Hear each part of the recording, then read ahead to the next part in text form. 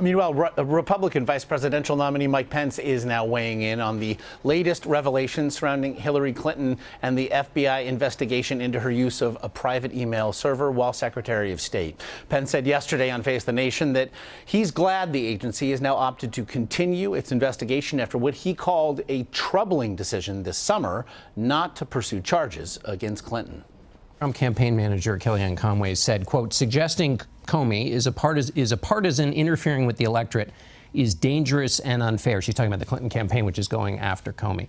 Right. But Donald Trump has been going after the Comey and the Justice Department on this issue for the last 4 months. So was that also, as Kellyanne Conway says, dangerous and unfair? I think that questioning the decision by the Federal Bureau of Investigation this summer is something that millions of Americans have done, and Donald Trump has expressed that frustration of millions of Americans, John. But he said it's politically motivated, which she says is dangerous and unfair. So it sounds like she's calling out the Clintons for doing exactly what Donald Trump has been doing. No, John, you know, I mean, what we're seeing now is the old playbook of the politics of personal destruction that the Clintons have rolled out throughout their career, and they're targeting the director of the FBI and questioning his personal integrity. But these are Donald Trump's words. What Donald Trump and I these are Donald Trump's about. words. This is a disgusting example of just how badly career politicians have rigged the system. That's a shot.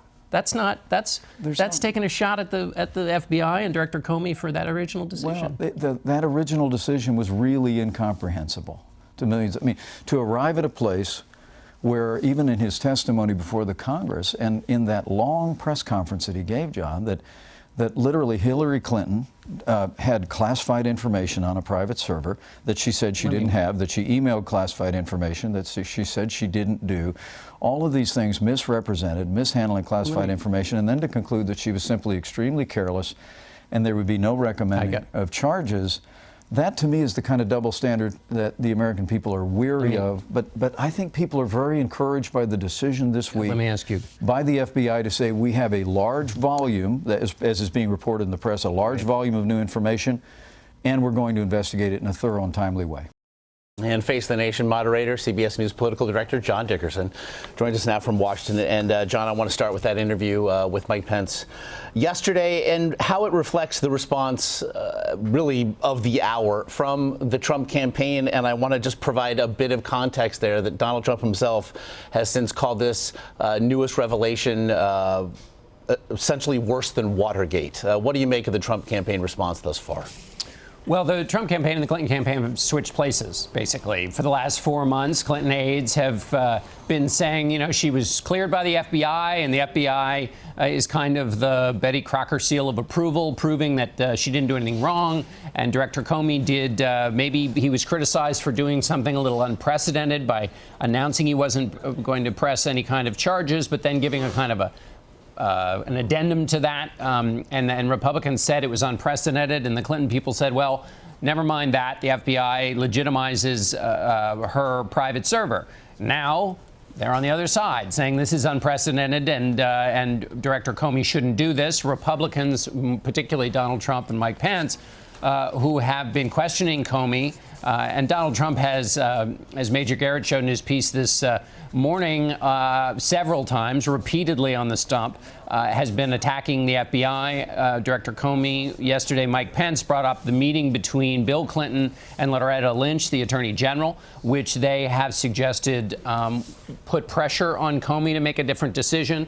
So anyway, that's all gone now, and they're praising Comey and the FBI for bringing this up. So I think if you're a regular old voter, what you see is both sides having basically changing their minds, doing whatever's necessary politically, and using the FBI as kind of a pawn in their political cases, which is I guess it's just politics, but another reason people are probably not jumping for joy about this election. In this election cycle, just politics has really seemed anything but. And so you have Democrats now attacking James Comey, but also attacking the idea of the violation of precedent here, that it's not something that's done to see comments on an ongoing investigation or comments this close to an election. I wonder, though, very specifically, John, we only learned later that, in fact, the FBI, at the time Comey sent that letter, had not yet obtained a warrant to see what was in these emails. Why, very specifically, was there a lack of mention as to the lack of a warrant thus obtained at that point?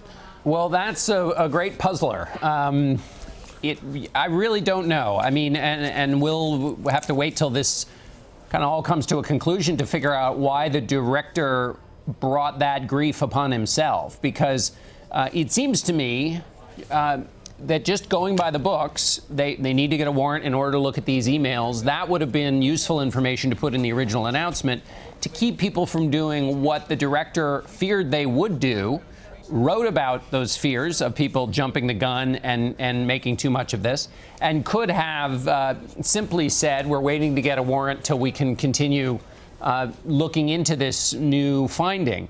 Perhaps one possible reason you couldn't say that is maybe they were read before the warrant, which there's no evidence of that, but I'm wildly speculating in that regard, because it seems like such an omission to forestall precisely the thing he said he was worried about, which is everybody saying, oh my gosh, of course there must be some huge revelation, because otherwise why would he bring all this political grief upon himself?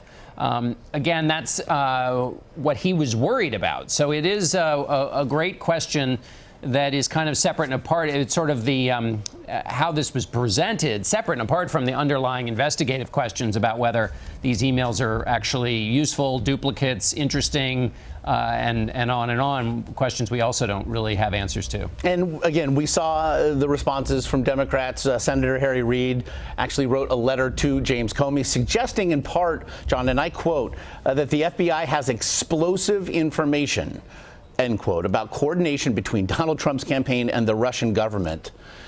What do we know about this as it pertains to the information contained in that letter, as opposed to perhaps something of a head fake? I'm putting my money on head fake. We don't know. We do know that Senator Reid in the 2012 election made a similar claim about Mitt Romney's taxes, which was totally made up. So I think you've got to imagine, absent Senator Reid putting something forward, that he's being as vague as possible here to kind of divert, and also, again, given his track record with what he said about Mitt Romney, I would take this with a lot of skepticism. Quickly, John, 21 million votes already cast. Looking at this thing from 30,000 feet, the impact in your mind is what?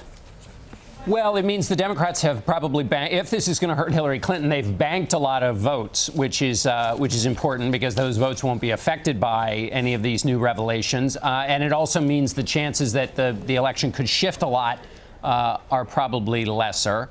But it also means that because there's not a single election day, the Democrats, who are on the defensive here, can, if they have a good ground operation, can adapt and monitor their voters in a way that could minimize the damage. And that's why, so the fact of early voting helps candidacies on either side massage their voters if anything bad happens, and or know, because they're tracking voters so closely in this early vote process, they know where the problems are and can address them in a way that 20, 40 years ago, you just couldn't in an election. You kind of had to guess how it was playing out with the voters and then throw a big diffuse diversionary act to try to fix things. Now you can be pretty precise in your targeting to get at least your voters out, and there are so many voters who are partisan voters now.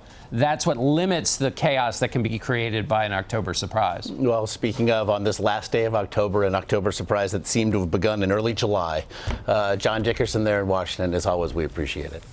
Thanks, Josh.